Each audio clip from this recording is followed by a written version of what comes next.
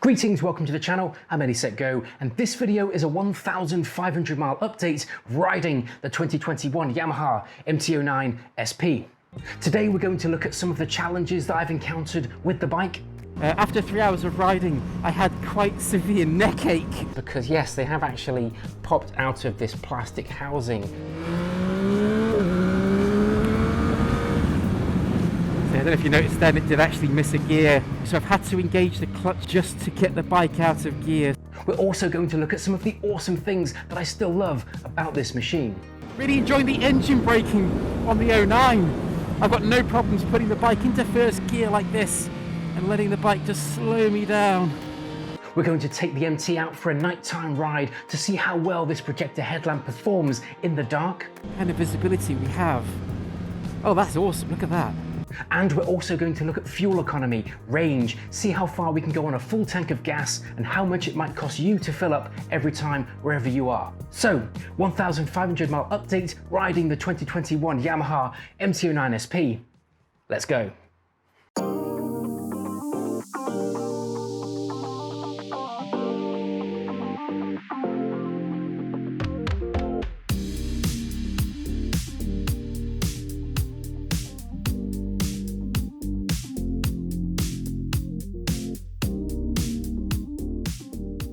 Okay, so one of the challenges I've encountered with the 09 so far has been the indicators. Somebody commented on one of the videos and asked, Eddie, have they popped out yet? I was surprised by this because yes, they have actually popped out of this plastic housing a couple of times, which really surprised me. So what we've got here is a very hard plastic housing inside the wires go into the indicator unit there. There's a very hard metal plate which goes inside and creates that tension between this rubber housing and keeps it kind of connected. I was exercising one day doing jump rope skipping and the rope accidentally hit the indicator and knocked it out, and I was like, okay, fair enough, that's my bad.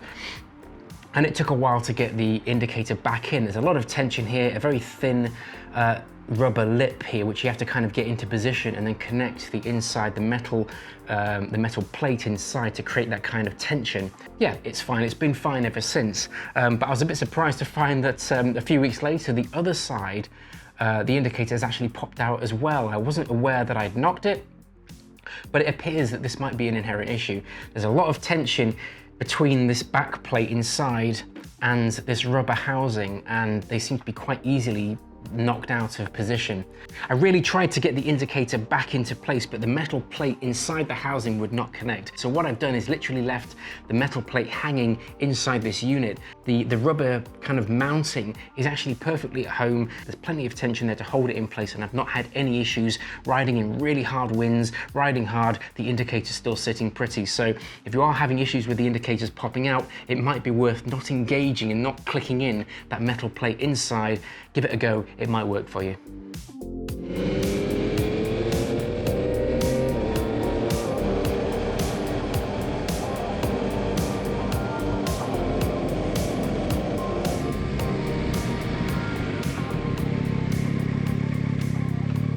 So one of the challenges that I've experienced riding the MT-09 SP has been when I've been aggressively upshifting and downshifting, doing some harder riding and using the quick shifter. On occasion, it has missed a few gears. Now, most of the time, the quick shifter is absolutely awesome. It takes absolutely minimal effort to flick the boot and change gear. But when I've been riding aggressively, especially pulling away sometimes, it's missed a couple of gears. It's not really a massive challenge, but it just means sometimes I'm not entirely confident doing those kind of hard upshifts that it's going to engage gear.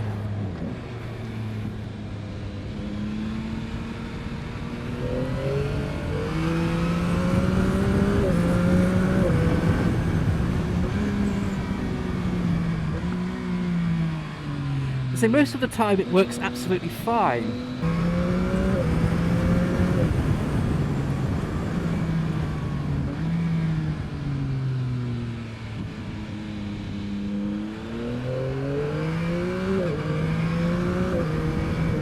think it's down to the fact that the quick shifter mechanism itself is quite easy to use. You don't have to apply a lot of pressure to go up and down the box. When I'm doing general riding like this, I can just go up and down the gears so easily without even using the clutch, obviously. But as I'm putting more load on the bike and on the gearbox by riding a bit harder, perhaps I need to apply a bit more force in the boot to change up and down gears, especially from those standing starts. I'm not entirely confident, I'm not 100% confident that the gear's going to engage. So hopefully over time, as I learn the box a bit more,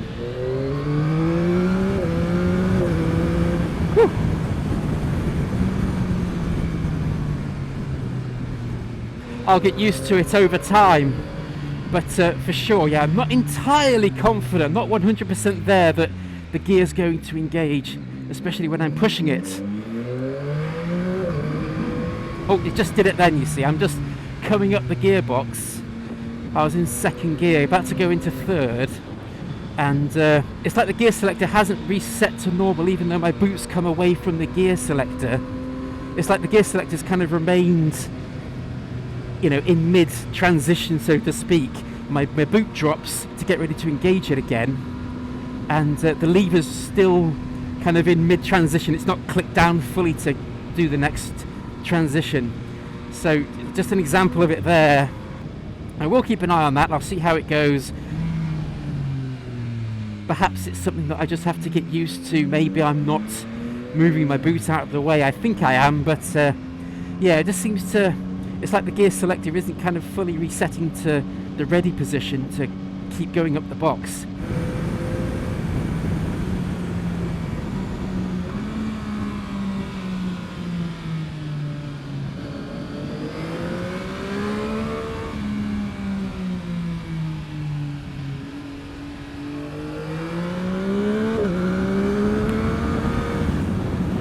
I don't know if you noticed then, it did actually miss a gear. I was wanting to go up into fourth gear. It's actually locked, so I've had to engage the clutch there just to get the bike out of gear. So I was in third gear then, about to go up to fourth, and the gear lever pretty much stuck in the up position. So I just had to engage the clutch there to kind of free it and then carry on. If I go up and down the box again, it's fine. Look. For anybody watching that's bought an 09, do give some feedback on the quick shifter system. If you've had any issues at all, if you've had any problems, please drop a comment below.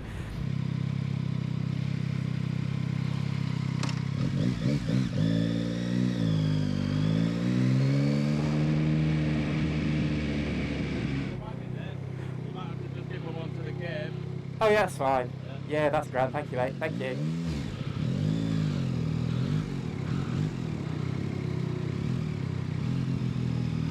Bit of off-roading on the 09 SP. Lots of awesome road works going here. Thank you very much, chaps. There you go. So one of the other challenges I've had with the 09 SP has been aggressively downshifting. This is not a problem I've had just with the SP. I've actually had this problem on other bikes as well, so I don't think it is inherent to this model. But yeah, this bike has a fantastic first gear for a bit of engine braking and navigating those 90-degree bends. Those tight corners drop this thing into first, and there's just the right amount of engine braking to really help you get around those corners, and it doesn't trail brake too much to really oversteer into the corner, so to speak. It's a really nice first gear. So I've been using that quite a bit, and once or twice, it literally is once or twice in the time that I've owned this bike, once or twice it's dropped down into neutral rather than first gear. So as you can imagine, you're approaching a 90-degree bend, you're travelling rather rapidly, and you drop it down what you think is first gear, so you're expecting a good degree of engine braking, and the bike drops into neutral.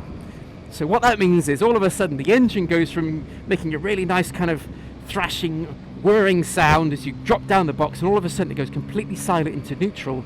There's zero engine braking, and you're hurtling towards a 90-degree bend, and you're only applying a small amount of brake.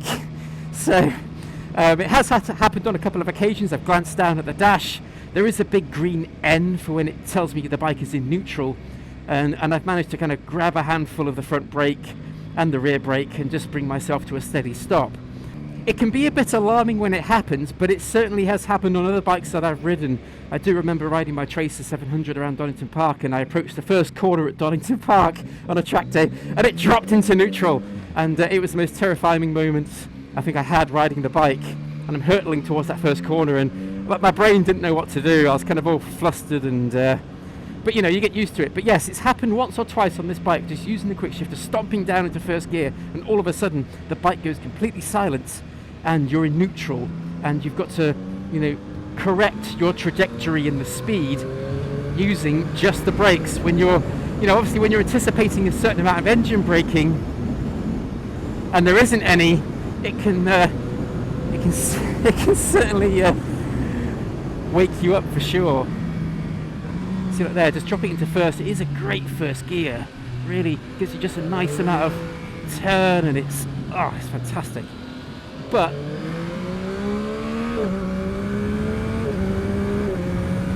bit of front end wiggle there, the front wheel lifting up.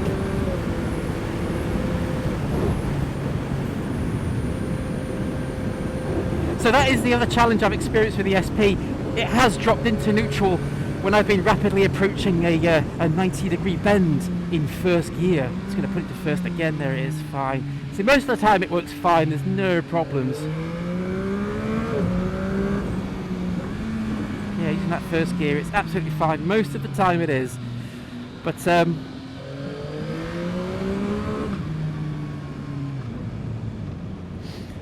it's certainly something to be aware of, and I have no doubt that it's, you know, as I've experienced on other bikes that I've ridden, it's happened to me before. It's no doubt happened to you. It's something to be aware of. Sometimes the bikes have a habit of dropping into neutral and putting the fear of God in you. It's no bike is perfect. You know, let's all you know, realise that, people, that no bike is absolutely infallible. So one of the other challenges that I've encountered with the SP, and I know this is a very obvious one, and you're going to say, Eddie, well, this is a naked bike, and I know it is a naked bike, but I think I underestimated just how exposed you are on this bike. I recently did a good 3-hour trip out on this bike when I went to attend a media day, and I spent a good 3 hours plus in the saddle, and it was a very open, windy route down to where I was going. So as you can imagine, there was no landscape, it was just full-on wind blast. And I do comment in the videos that, you know, this is a naked bike, you do feel what's going on around you. The wind kind of reminds you of how fast you're going. But on the longer trips, 3 hours in the saddle, I really felt the wind. I must admit, there is zero protection on the 09 SP. If you are going to buy this bike and you are going to be doing prolonged, like hour-long commutes, especially over exposed landscapes like I'm riding on now, and I can feel there's a side wind on me now, my head's really having to work to keep my head upright. It really might be worth investing in a screen for the 09, at least to deflect that wind just off your chest perhaps, and a bit up towards the mid-area of the helmet. There are quite a few aftermarket screens now. I'm not a big fan of the screens that are on the market at the moment. I think they look quite ugly, and I know the 09 has quite divisive looks already. So I'm not really wanting to put a screen on there, but if you are going to be doing longer miles, I would really recommend putting a screen on. After 3 hours of riding, I had quite severe neck ache from the wind blast and riding into a serious headwind, pretty much there and back. It was just, the wind seemed to be against me all day. And after about midday, come the afternoon, my neck was really aching. I mean, if you are going to be doing even longer, you know, everyday riding, perhaps it might even be worth looking at the Tracer 900s, which use obviously the same engine platform as the 09. They have a much more sports touring adventure setup with a bit more wind protection.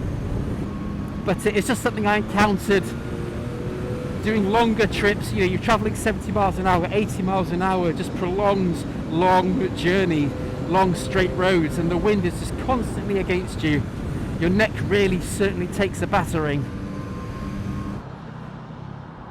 This is an absolutely notorious junction. Nobody likes this junction. But I seem to be fortunate enough to go there. Okay.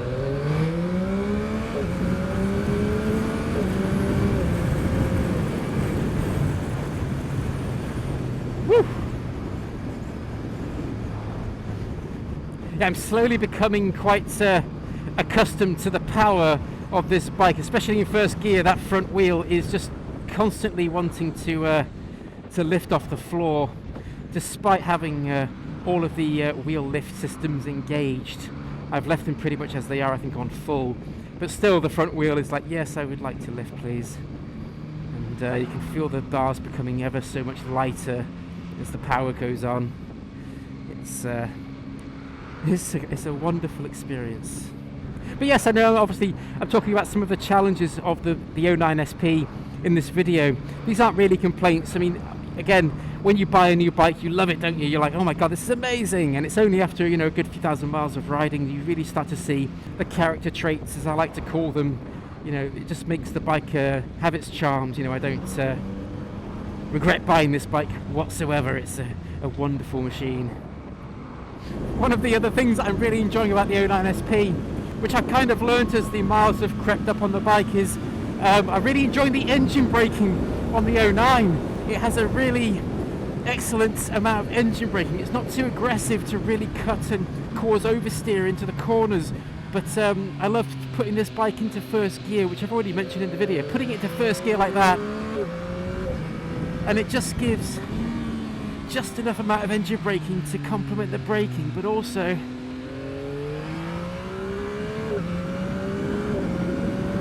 it really provides a great bit of control hitting those 90-degree corners.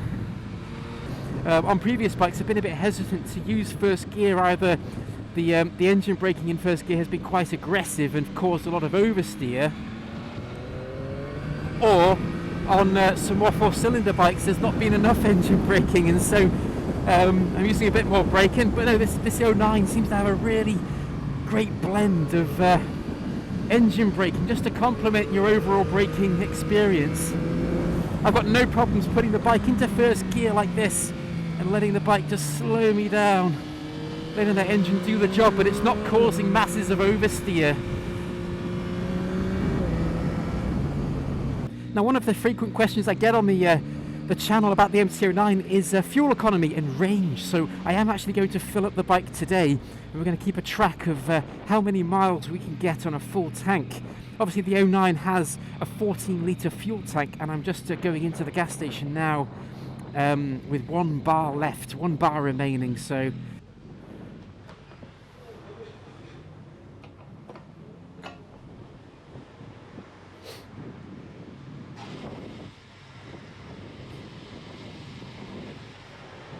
I think most of us will fill the bike up when it gets to that 1 bar left. And so I've put a full tank in, and it's added 12 litres, so we had about a litre and a bit of fuel left. So if you're going to be buying the 09 SP here in the UK, or the 09, it will cost you about £13. It's roughly £13 each time.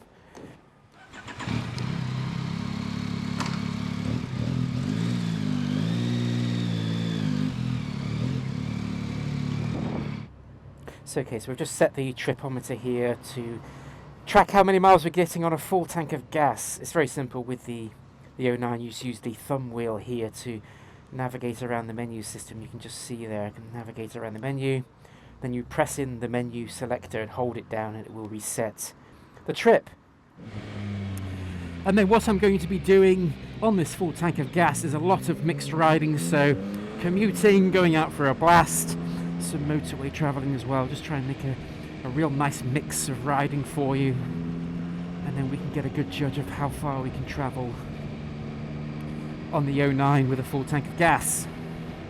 So I recently reviewed the fully electric Zero SRS and SRF, and both bikes could achieve quite a respectable 100 miles of range on mixed riding on a full charge, which isn't too bad. I'm predicting perhaps 120 miles range on the 09 in mixed riding.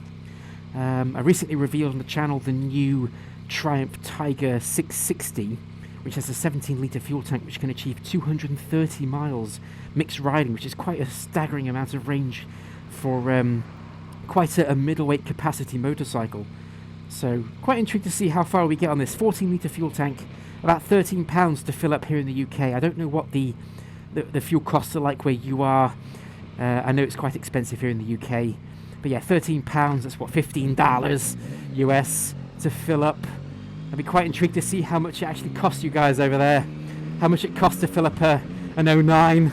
If you do have one and you're putting gas in the tank, drop a comment below. Let us know how much it costs you to fill up a bike these days. It'd be quite interesting to know. So in just a moment, I'll jump ahead to having a nearly empty fuel tank, and we can see how far we've got on a full tank of gas on the 09 SP. So while we're trundling along in rain mode, riding in the rain and also the sunshine, you can see it's sunny up there at the moment. It's very strange weather that we're having here. I have had a question asked quite a few times about whether the 09 would be a good first bike.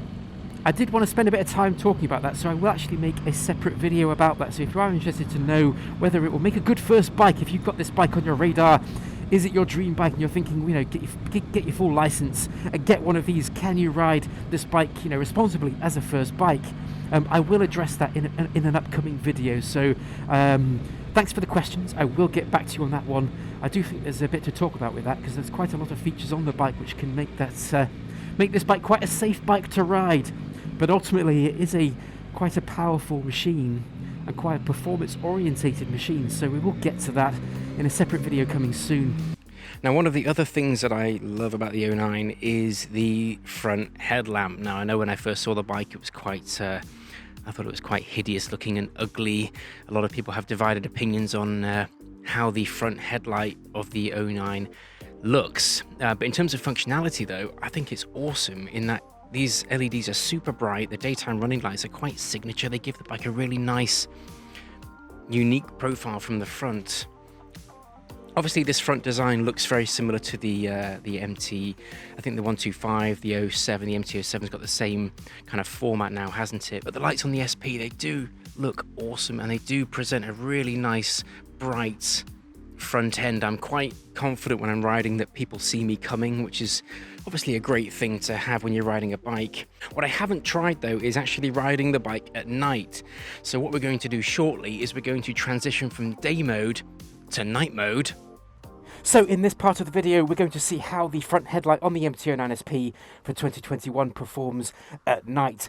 I've had a couple of questions from people who will be riding the bike in the early hours, the later hours in the day, and so it's going to give us a good idea as to how much visibility we get. And so this section of the video, we're just going to go for a ride, see how the bike performs at night, really, and just see how my riding adjusts accordingly because of the darkness, and just how much visibility we get from the headlights here. But already it's performing pretty well. It's got that quite crisp white LED style headlamp at the front, and this is the dipped beam that I'm using at the moment. I do hope the video is picking up the view that I'm getting, and it is quite a broad, wide amount of coverage. I'm going to say it probably gives about 10 to 15 meters of view ahead of me, just on the standard dipped beam.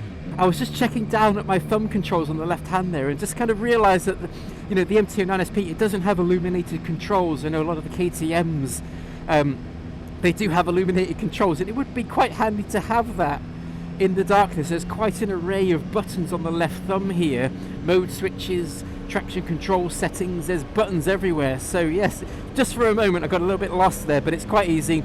We're going to engage the high beam now and just see what kind of visibility we have. Oh, that's awesome, look at that. Okay, so we've got quite a broad amount of coverage. Let's just go around here, engage that main beam again. There you go, and it is pretty good. That is pretty bright. We're just cruising along these dark country roads here in the UK. We've got lots of obstacles to be wary of, lots of wildlife around here. I know quite a few of you are asking questions about how the headlamp performs, especially in the early hours when you're commuting to work, if you've got wildlife and things on the road to avoid. But no, this is quite good. Let me just take the main beam off again. So there you have a quick night ride on the MT-09 SP for 2021. If you have any questions, any follow-up questions about this, the night experience, then please do drop them below, and I'll do my very best to get those answered for you. So after doing a whole heap of riding, mixed riding conditions on a full tank of gas, I was able to achieve about 120 miles worth of range. Now, if you can see on the screen, which I'm showing you now, there's several bars in the fuel tank gauge on the MT-09 and the MT-09 SP, and the large bar on the right hand side is supposed to signify about 50%, half the tank, and I reached that at about 75 miles. So 75, theoretically the bike could achieve 150-ish miles maybe on a full tank of gas, but most of us would find a gas station as soon as you start getting down to that one bar on the left hand side there. One bar, you start looking for a gas station to go and fill up. It's not really that bad, it's perfectly adequate for a performance naked such as this.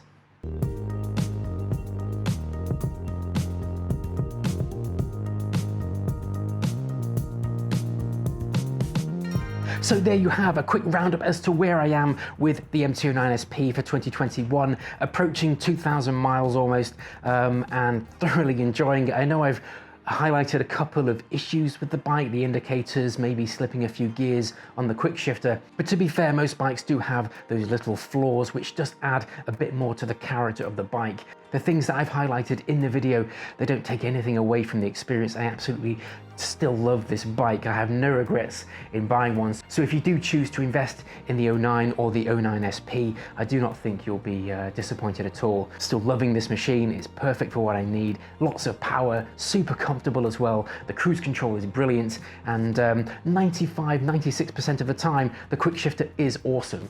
I am excited to really try this on a track. I'm not going to be doing any track days this year, unfortunately, but next year, hopefully, I will get it on the track, and I'm really keen to see how the quick shifter handles with lots of intense, prolonged, hard riding on a racetrack. It's a bit difficult around here with the roads, the public roads. You have to be careful where you choose to put the power on and really test the bike. So hopefully next year I can take this on a racetrack and really put the things like the quick shifter and the suspension through its paces. So for now, that's all from me on the 2021 Yamaha MT-09 SP. I will keep you updated as I continue riding the bike. If you have any questions, please do drop them below. I'll do my very best to get those answered for you. And if you are new to the channel, then please make sure to subscribe to see further MT-09, MT-09 SP content. I've been Eddie Set Go. Hope you ride safe. Stay safe. I'll see you next time.